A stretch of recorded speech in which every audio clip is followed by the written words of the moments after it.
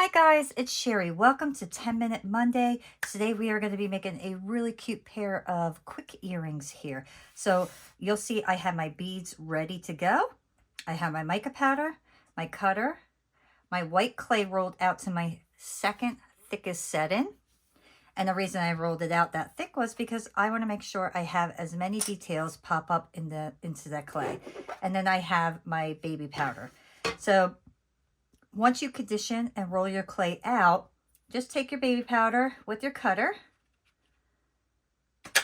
and this will prevent the clay from sticking into your cutter. And then I like to give it a little twist now, and that helps release your cutter as well.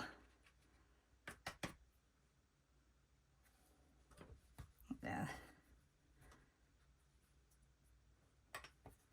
And then we have our beautiful pieces.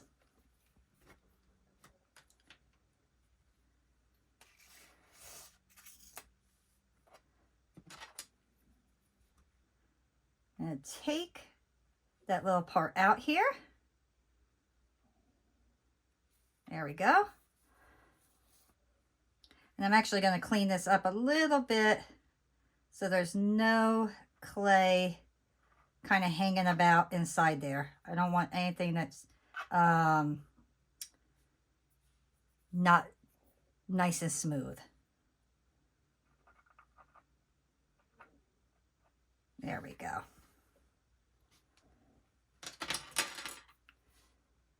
Smooth your pieces out.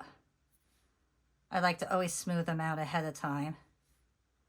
This way it saves me on sanding.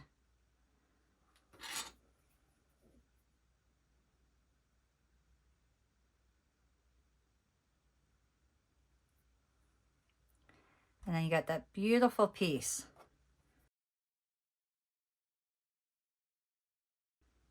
Okay. All right, so next I'm going to take my blade here, and then I'm just going to do little scratches down. And you could do the back of your blade to get like little deeper ones.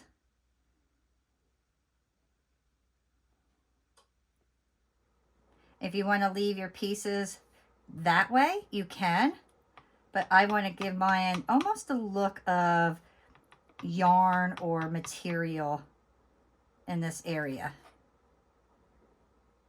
I'm not going straight down. Let me show you up close. I'm not taking my blade and going straight down like that.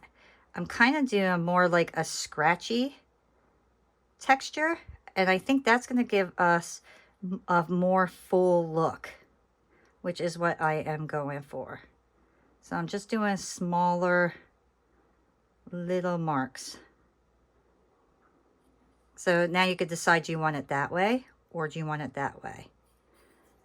And either way is nice. I just want to go with something a little different this time around.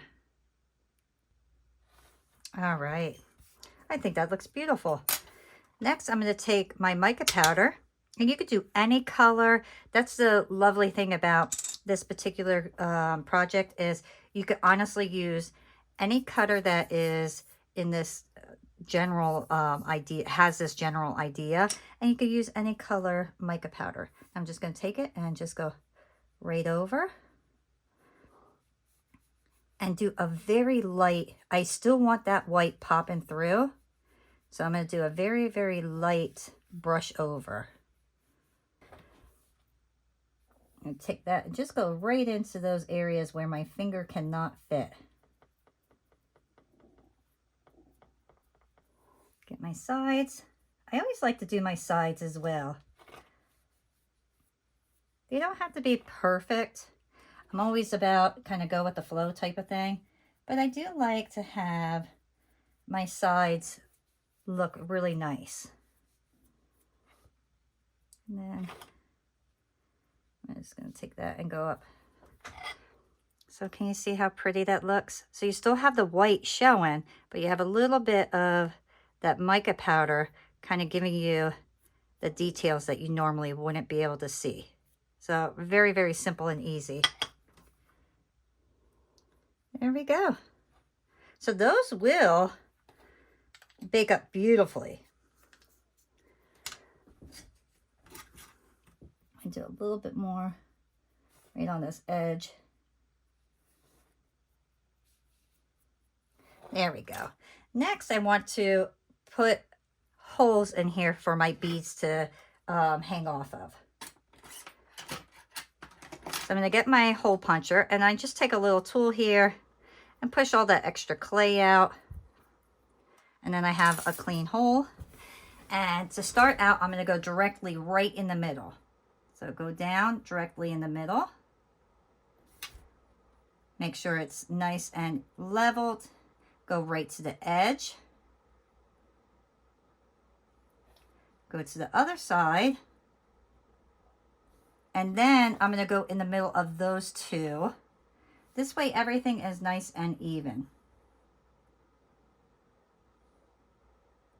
And the middle of those.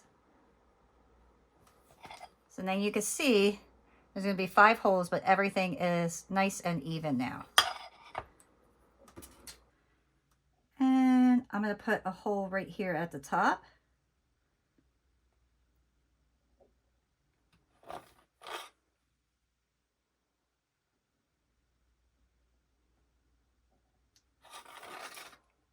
All right, so now you got to decide, do you want to put mica powder on the back, which I am going to do because I want my back to be the same color as the front.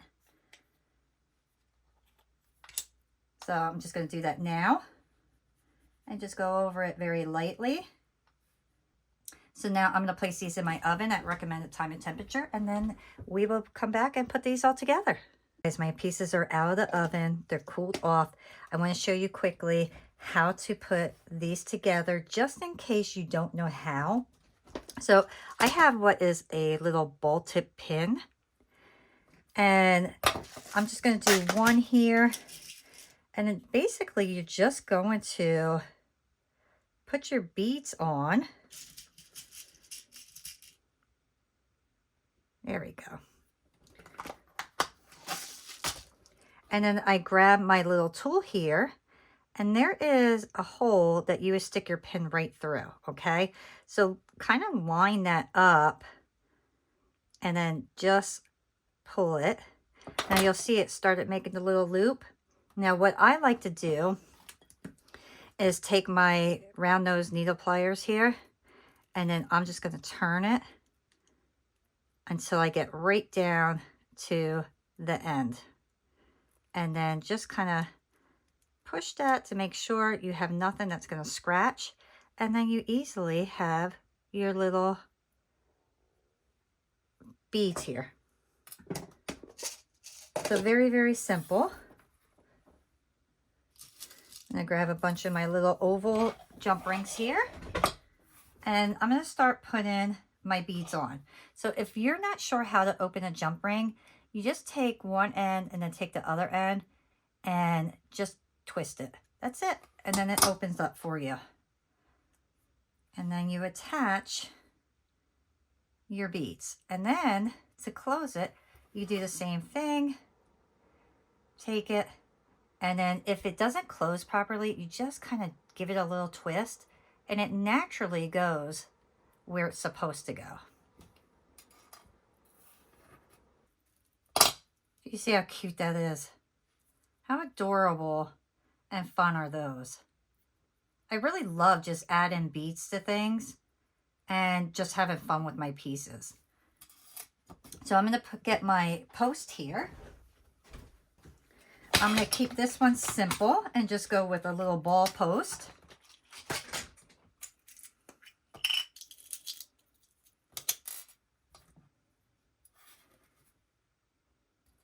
Add your little ball post.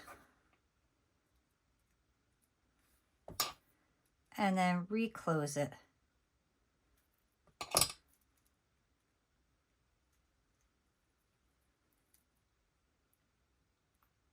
And I want to make sure that I have room here to move.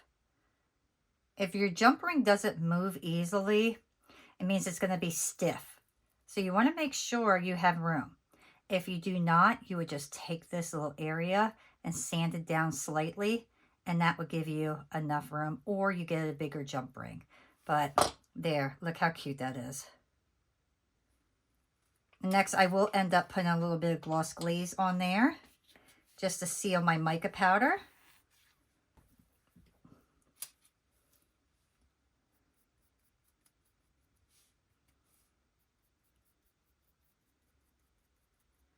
And then I'll hang it up to dry.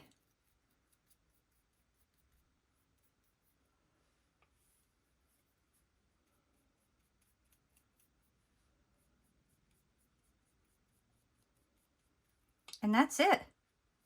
So I really hope that you guys enjoyed creating these pieces with me. If you did, remember, hit the like button, subscribe, and I will see you all next time.